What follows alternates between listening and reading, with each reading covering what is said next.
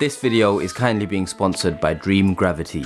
Use the link in the video description below and get 25% off a Dream Gravity career strategizer by using the code Afzal25 at checkout. What is going on YouTube? Welcome back to the channel. Today we are talking about investment banking salaries. Now this is going to be a video on the salaries of the investment banking division. So the division that you hear most about, the division that works the longest hours, and I'm going to talk about the analyst salaries, associate salaries, vice president, director, managing director salaries. So I'm going to go for a quick run through of all of those so you can get some more insight into these, because it's a question I get asked often by students and graduates and junior professionals who are curious about the world of banking and finance. And I might have to do another video on like sales and trading, asset management, so on and so forth, different salaries. But to be fair, it's easier to find the data online for investment banking salaries specifically compared to all of the other divisions. So that's what we're going to do today.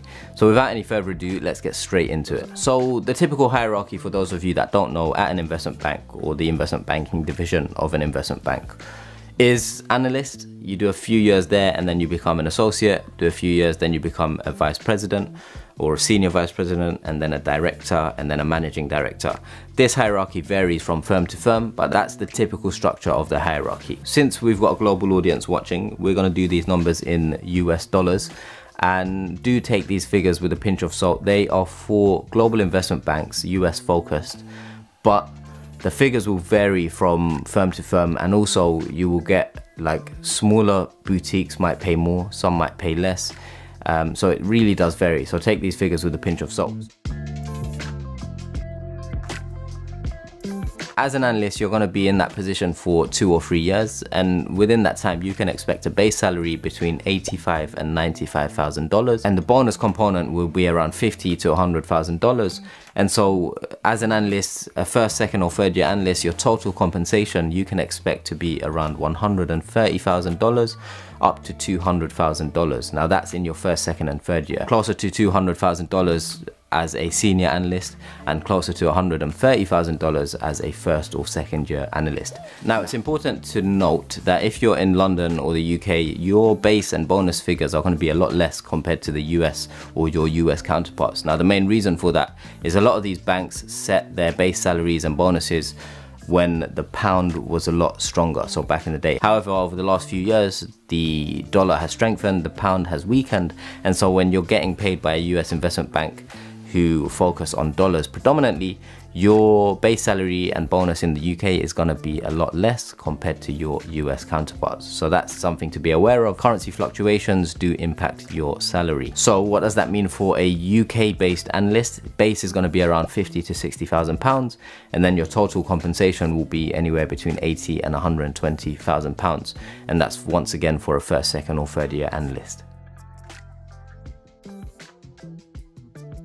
So after you're an analyst, you do 3 or so years and then you become an associate, and you're probably going to be an associate for 2, 3 or 4 years. And when you're an associate, your base salary in the US goes from around $150,000 up to $200,000 as a base. Total compensation can be $200,000 up to $450,000. In the UK, that's a base salary of £80,000 to £120,000, and then your bonus is added to that, so your total compensation will be anywhere between $150,000 and £220,000. Now before we carry on, I need to mention today's video sponsor, Dream Gravity. Thinking about the future can be quite worrying. Dream Gravity can help you build a robust career strategy using leading scientific research on career success. No one in the world should tell you what you can or can't do. Dream Gravity won't tell you what you should become based on your strengths and weaknesses.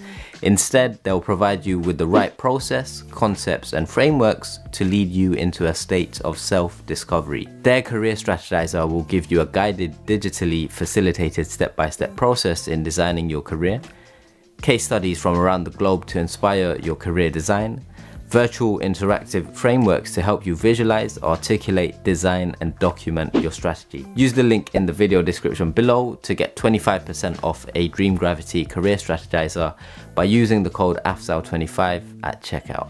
Now let's get back to the video. Typically, analysts and associates are anywhere between the age ranges of 21 and 26 as analysts, and then 26, 27, all the way up to like 30, 31, 32, 35 even, you get associates. Some people make it to VP, vice president, and that's where you see another jump in your salary. Some VPs make it at 27, 28, and then they stay VP until 40. Some people get promoted after they do a few years in the VP role and become director, managing director sooner than others. Some don't make it in their career. It really varies, it depends, but most investment banks have majority VPs, a minority of MDs and associates, and a lot of analysts.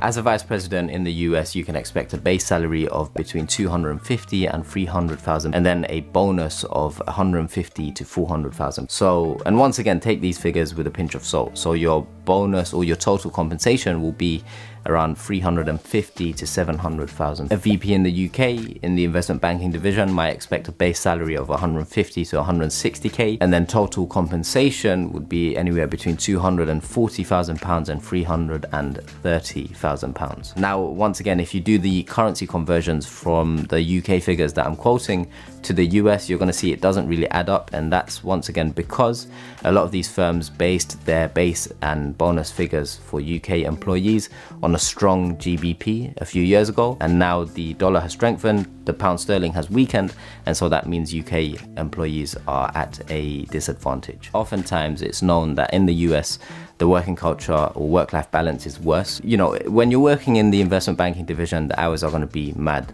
everyone knows that, but in the US, like apparently, I'm not entirely sure on this, but apparently they only get 10 or 11 days holiday. In the UK, it's 23 days. And so the working culture in the UK is a bit more forgiving compared to that in the US, which is crazy. And then when you become a senior vice president or a director, your base salary is going to go up to $300,000 or $350,000. And then after you get your bonus, your total compensation might go to $600,000 or up to $1 million, around that. And then last but not least, a managing director in the investment banking division in an American investment bank in the US can expect a base salary of between $400,000 and $600,000. And then their bonuses really do vary. So sometimes it might be flat, it might be zero if they haven't had a good year. Other times it might be 100k, other times it might be $1 million plus. So it really does vary the more senior you get. If you want to find out more about managing director salaries at investment banks, check out this video. I'll link it below as well.